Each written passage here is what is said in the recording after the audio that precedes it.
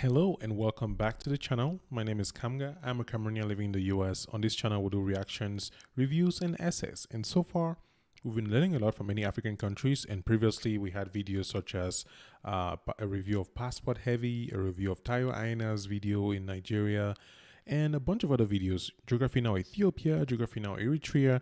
And today, we're going to be doing Geography Now Ghana. So I have been looking forward to this particular video. I think I look forward to all my videos because before I shoot a video, I go through all this bunch of recommendations from everybody and all this list. I'm like, okay, what video am I going to shoot now? And I have to think like, why do I want to shoot this video? It's interesting to me. I'm going to learn something.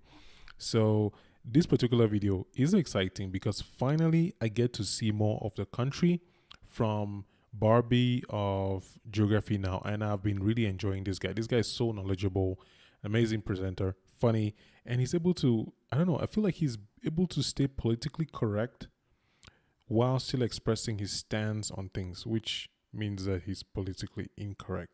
I don't know. But anyway, Geography Now, Ghana. If you're from Ghana, welcome. If you are not from Ghana, welcome. If you've been to the channel for a bit, thank you so much for being here and for giving me your time, which is your most precious, what's it called? Commodity. So we're not going to waste much time. We're going to go straight into the video and start Geography Now, Ghana.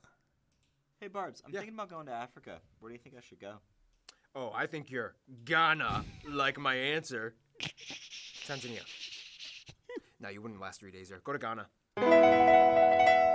It's time to learn geography. Now! Hey everybody, I'm your host Barbie. Ghana is kind of like Africa for beginners. People usually come here to test out their sub-Saharan excursion skills before taking off the training wheels and venturing deep into the interior savannas and jungles. So if that's you, your first...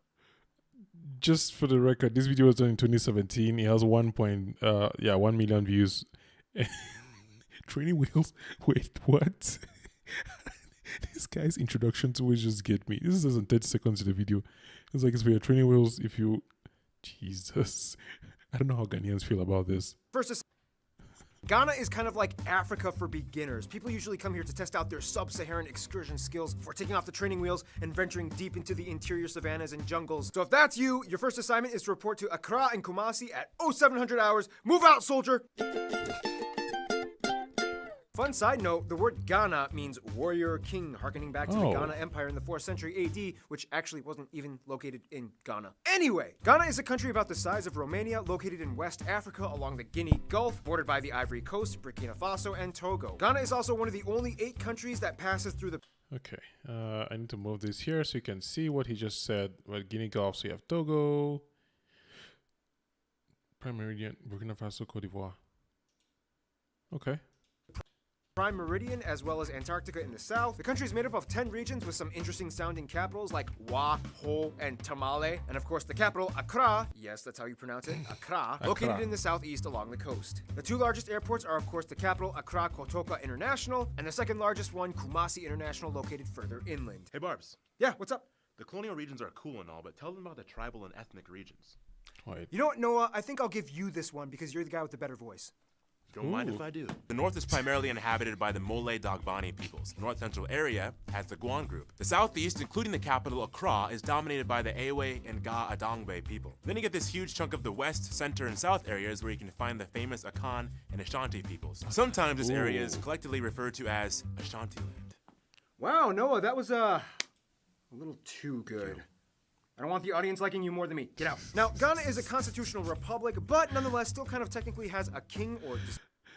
Who else watches these videos at 2x speed or twice or rewinds every single time? Because I'm trying to get it, and from all indications, I would need to rewatch all these videos more than once.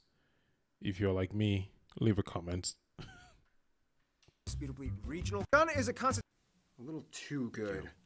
I don't want the audience liking you more than me. Get out. Now, Ghana is a constitutional republic, but nonetheless still kind of technically has a king or disputably regional kings that act more like cultural figureheads rather than governmentally sanctioned legislators. However, these kings still do hold high positions of influence in society. Nonetheless, the most notable and powerful of all these kings would probably be the monarch Asantehene Nana Otumfuo Osei Tutu II, who rules over... Whoa. I need to be able to say that. If Barbie can say it, I should be able to say it. But first, let's move this guy here. kings would probably be the monarch Asante Asante Hene Nana Otumfo Osei Tutu II.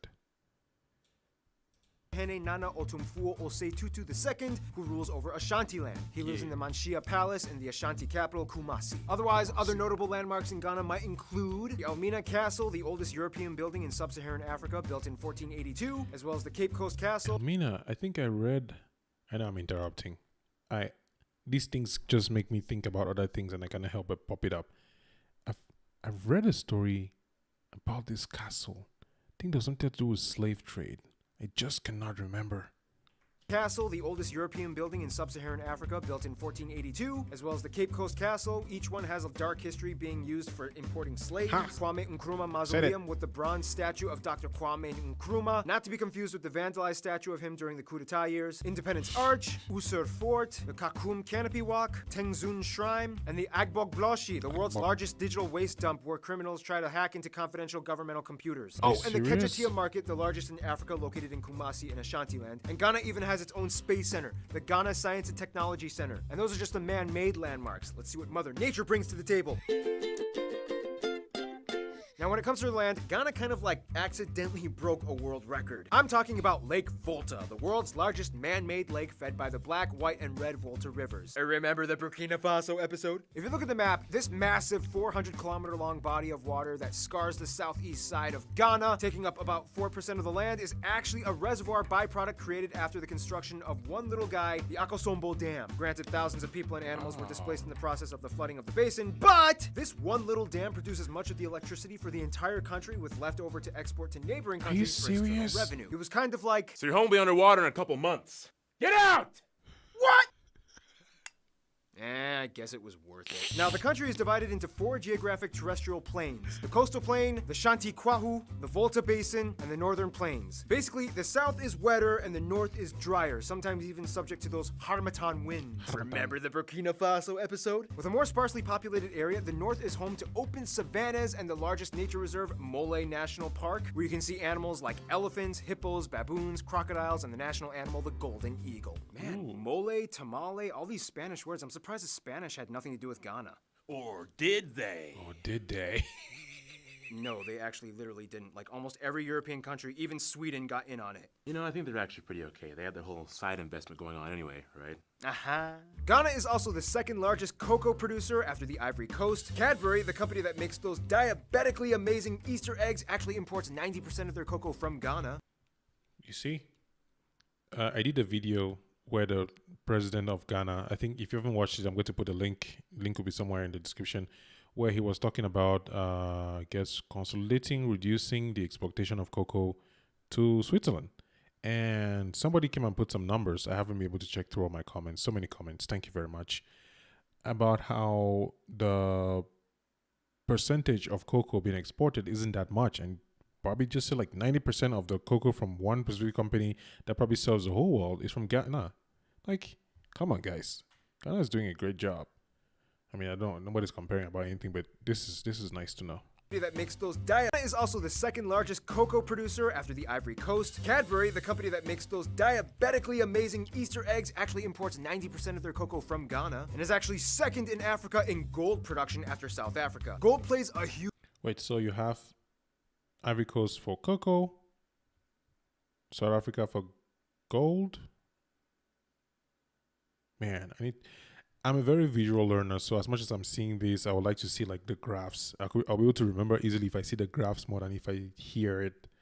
Huge role in Ghana. Actually second in Africa in gold production after South Africa. Gold plays a huge role in Ghana. In fact, the British touted the area as the Gold Coast during colonial times due to the high amount of gold reserves found throughout the country, especially in Ashanti-land. This is why you shouldn't be surprised to find more gold material in Kumasi and the surrounding areas. Of course, agriculture-wise, typical African cash crops and staples like cassava, yams, cotton, rubber, sugar, and palm oil are produced along with kanaf, the jack-of-all-trades crop. You can use the fibers in rope, twine, crude cloth, paper, bags. You can even feed it to your animals and use it as their bedding. It's kind of like jute.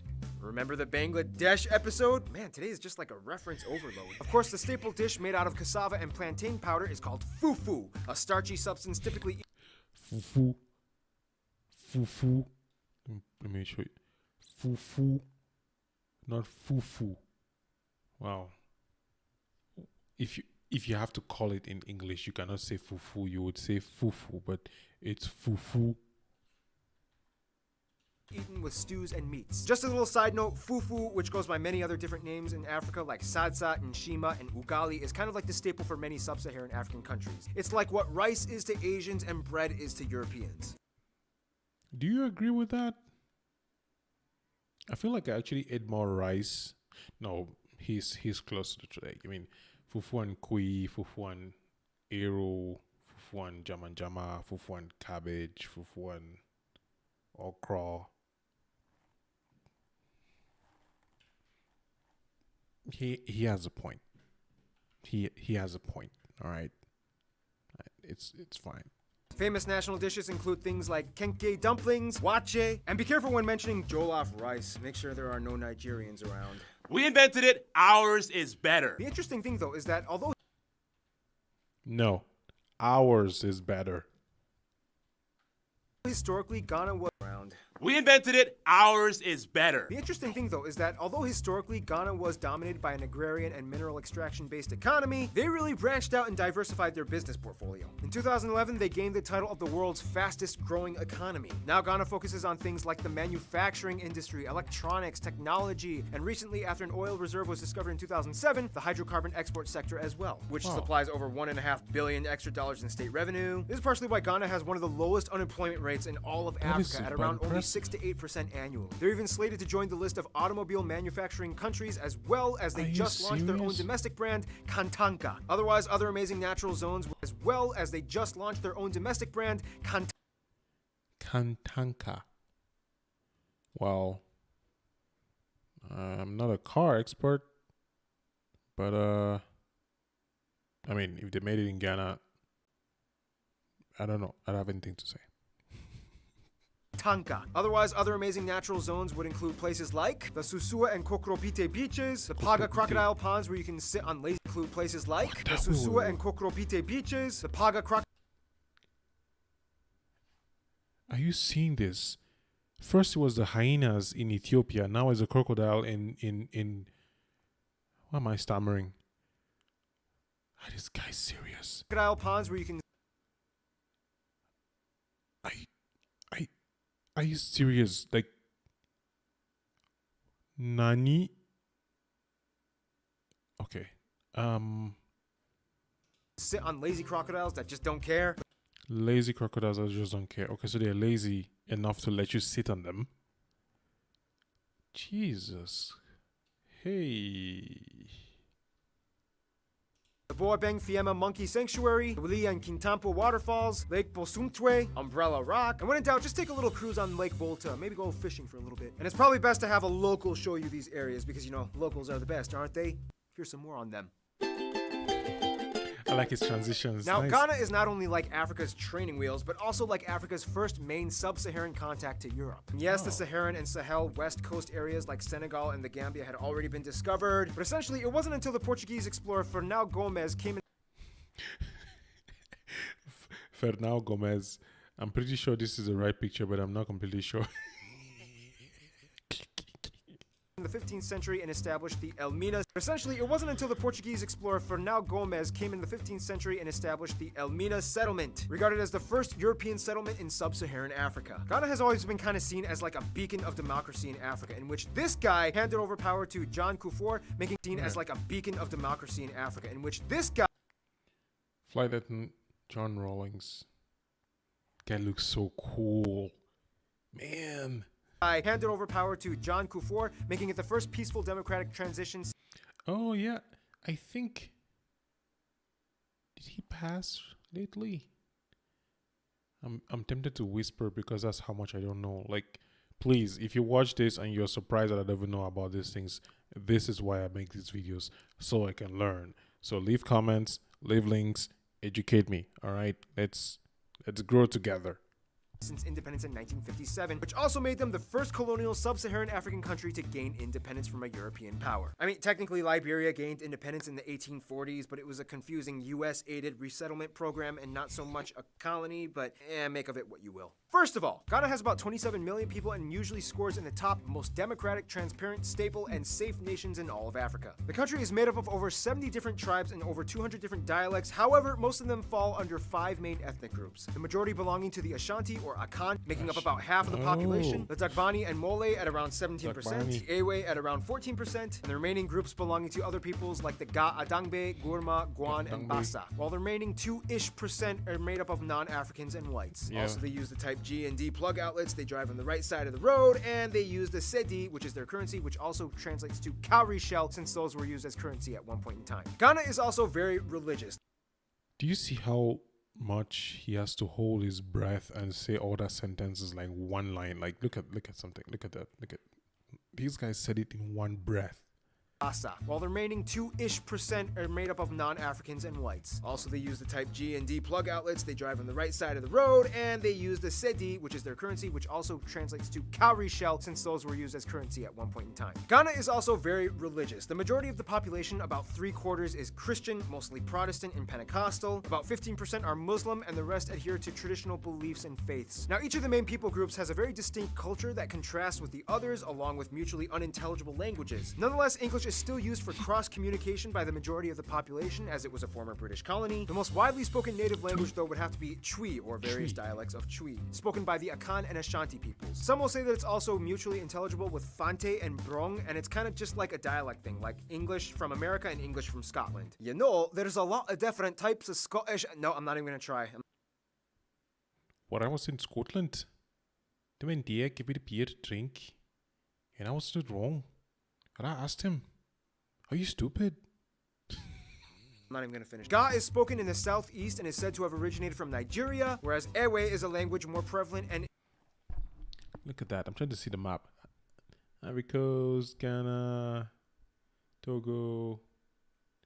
Oh, I think Cameroon is going to be somewhere behind my face right now, where my mouse is. Yeah.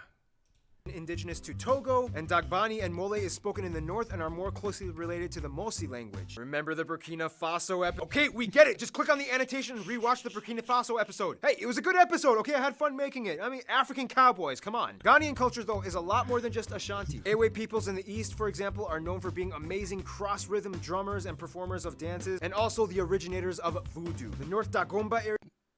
Are you serious? I thought it was like a Caribbean. Really? Voodoo? Cross-rhythm drummers and performers of dances, and also the originators of voodoo. If you are from Ghana, maybe you're from the Iwe people, can you let me know in the comment section how accurate this is? In fact, the accuracy of anything that's been said here. I'd like to know more. The North Dagomba areas have a more Islam-influenced culture, and they had their own king, Yakubu II, who was killed in 2002, and since then, the line of succession has been kind of disputed and is yet to be installed. I mean, he did kind of have like over 30 wives and like over 100 children. The Ga Adangbe peoples are actually found mostly in the capital, Accra, as well as other areas in the southeast. Both men and women are known for being really good boxers. They are also known for making the famous Ghanaian fantasy coffins, a tradition that started in the 1950s in which skilled carpenters will custom make a coffin that are designed to capture the essence of the deceased person's identity. Then, of course, we reach the Are you serious? This is so... coffins, a tradition that started in the 1950s in which skilled carpenters will custom make a coffin that are designed to capture the essence of the deceased person's identity. Then, of course, we reach the Ashanti. Now, there is too much about these people to summarize in a few sentences, but in the simplest way I can put it, the Ashanti have always played probably the most culturally dominating role in the history and development of Ghana. Supposedly, they believe they are descended from the ancient Abyssinians that were pushed south from the Egyptians and played a huge role in the Atlantic slave trade, as well as the furious rebellions against the British. I mean, they did kind of have to fight like 4 wars over the course of 70 years to finally give in. Today known for their gold-rich people, beautiful kente cloth with elaborately designed patterns, and of course, the royal family. Otherwise, a few customs Ghanaians from all people groups follow include things like never using your left hand to offer a gift, point, or shake someone's hand, as the left hand is considered to be the dirty hand. Many children are named after the day of the week they were born on, per gender. For example, a boy born on Saturday might have the title Kwame, and a girl on Saturday might have Bahama. On Sundays, expect to find lots of people dressed in their best clothes as it's church day. To get someone's attention, you'll probably hear a sharp hissing sound. And for some reason, people don't seem to use umbrellas much in the rain. It's not a taboo, it's just kind of the way things are. By the way, if you guys are wondering, Noah's not actually Ghanaian. I just wanted to give him more lines in this episode because, you know, that voice. Otherwise, some notable Ghanaian people include Kwame Nkrumah, the first president that led Ghana to independence. Yes, Ya Asantewa, the hero queen mother of Ghana who led a rebellion against the British. Ooh, there's one of my favorite poetess, Poetra Asantewa. The name just reminded me. If you know her, let me know in the comment section. She does amazing spoken word poetry. She's dope. And there's also Yagasi. Oh, Yagasi is an author. I think she's Ghanaian as well. And yeah, just brings back memories of her poetry. British forces Ghana to independence. Ya Asantewa, the hero queen mother of Ghana who led a rebellion against the British forces in the late 19th and early 20th centuries. Kofi Annan, the former UN Secretary General. Numerous soccer players. Of course, British actor Idris Elba, whose mother was Ghanaian, which is good enough. He had Ghanaian blood. Ghana gets the credit. Well, now Ghana may be pretty stable and prosperous, but of course they couldn't have done it alone. Who does Ghana like to hang with?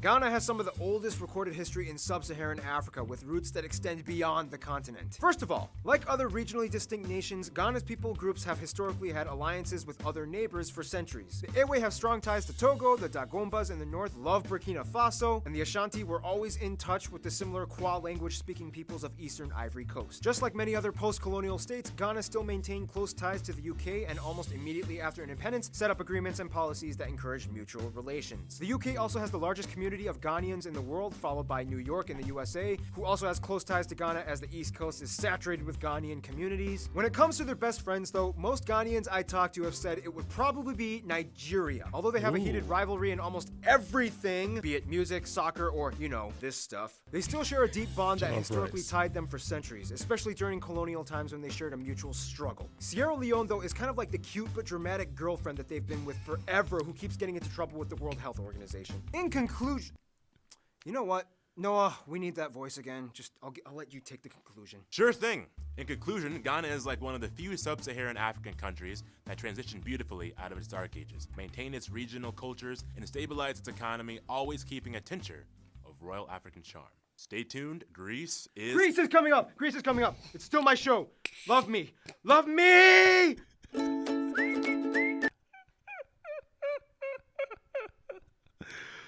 Oh man, this guy makes learning about African countries so much fun. Yeah, that was Geography Now Ghana from Geography Now, the channel. Links are going to be in the description. You can learn about many countries there, including this one. You can watch it without my interruptions and just really enjoy it. I think it's amazing what this man and his team have done to gather all this information and basically put it on the internet for free. Like, that's really dope. And on this channel, want to learn more, we do reaction videos to content like this one, reaction videos to other African content, and reviews of books, movies, and also we do essays. That's how the channel actually began, and we'll be going back to some of those roots, sharing heartfelt, personal stories on the channel. And if you enjoyed watching this and you like this channel, you like what you see so far, hey, subscribe, click the button. We just crossed 3,000 subscribers, and our goal is to blow up somehow. And the only way we can do that is if you choose to join us on this journey. If you would like me to do a reaction to a particular video, you can leave a comment. But if you want to be sure that I'm going to actually do a reaction to your video or vote for the reactions, then you can go on ahead and join the Patreon gang. There's a Patreon link where you can support the channel, support me as I do this journey and learn and create all this content. And yeah, I haven't made the announcement yet. If you're watching this before April, it's not yet out.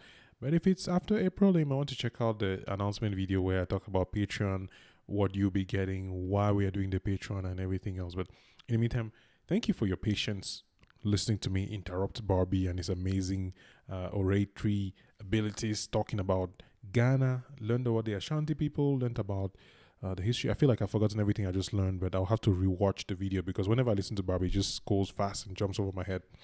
But I loved it. I really liked it. And if you're from Ghana, let me know in the comment section how accurate was this video. Are there things that have changed since 2017? So I'm sure a lot has changed since then. So let me know in the comment section. I will definitely be hanging out there. I'm trying to respond to as many comments as possible. I'm not able to do it. It's not that I'm rude. I just cannot. It's just me.